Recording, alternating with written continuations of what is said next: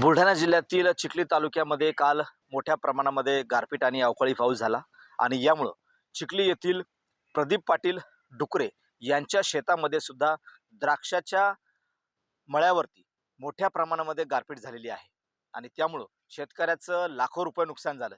मी सध्या प्रदीप पाटील डुकरे यांच्या द्राक्षाच्या मळ्यामध्ये आहे। आपण जर पाहिलं तर काल दुपारी या परिसरामध्ये गारपीट झालेली आहे आणि गारपीटीमुळे आता तोडणीस आलेला हा जो द्राक्ष जो आहे या द्राक्षावरती सुद्धा गारपिटीने फटके दिलेले आहेत। त्यामुळं अक्षरशः ही जी गारपिटीमुळं द्राक्षाची जी फळं आहेत ती या ठिकाणी नुकसानग्रस्त झालेली आहेत, ती आता काळपटलेली आहेत। यांना आता सुद्धा बाजारामध्ये दर सुद्धा मिळणार नाही। जवळपास 1.5 लाख रुपयांचा खर्च आतापर्यंत या शेतकऱ्याला आला होता, मात्र आता लाखो रुपये उत्पन्न घेण्याची वेळ आली होती। नव्हे तर आता काल जी गारपीट झाली त्या गारपिटीमुळे शेतकऱ्याचं मोठं नुकसान जे आहे ते झालेलं आहे। माझ्या हातामध्ये अशा पद्धतीनं ही फळं आहेत, म्हणजे द्राक्षाची फळं आहेत। आपण जर पाहिलं तर ही द्राक्ष जी आहेत ती अक्षरशः काळी पडलेली आहेत, म्हणजे जवळपास हरभऱ्याच्या दाण्या एवढी गार होती, काही त्याच्यापेक्षा मोठी पण होती। याला जे गारीचे फटके बसलेले आहेत यामुळं अक्षरशः ही जी द्राक्ष जी आहेत ही आता काही दिवसामध्ये सडून जाणार आहेत आणि मोठं नुकसान जे आहे ते शेतकऱ्याचं होणार आहेत।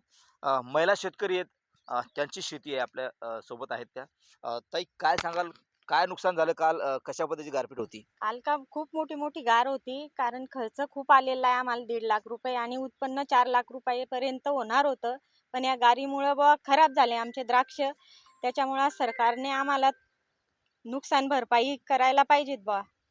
आता तुम्ही जवळपास याला लहान लेकराप्रमाणे मोठं खूप केलं। म्हणजे छोट्या 1 महिन्या बाळासारखं जपावं लागतं त्याला।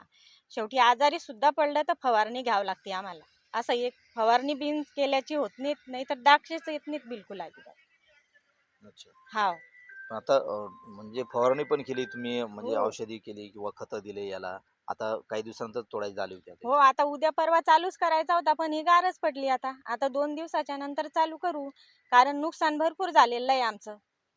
आता बाजारामध्ये याला भाव मिळेल का आता? थोडा कमी मिळेल, कारण की खराब होतील ना ते। खराबच झालेलं आहे पूर्ण द्राक्ष, त्याच्यामुळे रेट कमी भेटतील आम्हाला। म्हणजे या होत्या महिला शेतकरी। लाखो रुपयाचं उत्पन्न हाती येणार होतं, मात्र काल जी गारपीट झाली त्या गारपिटीचे जे फटके आहेत या द्राक्ष बागेला बसले आणि मोठ्या प्रमाणामध्ये त्यांचं नुकसान झाले। शासनाचा एकही अधिकारी कर्मचारी शेतामध्ये पाहणी करण्यासाठी आला नाही। तात्काळ या फळबागेचे त्यांनी पंचनामे करावे आणि या शेतकऱ्याला नुकसान भरपाई मिळावी अशी अपेक्षा त्यांच्याकडनं व्यक्त होते। कॅमेरामन निलय देशमुखसह गणेश सोळंकी, TV9 मराठी, बुलढाणा।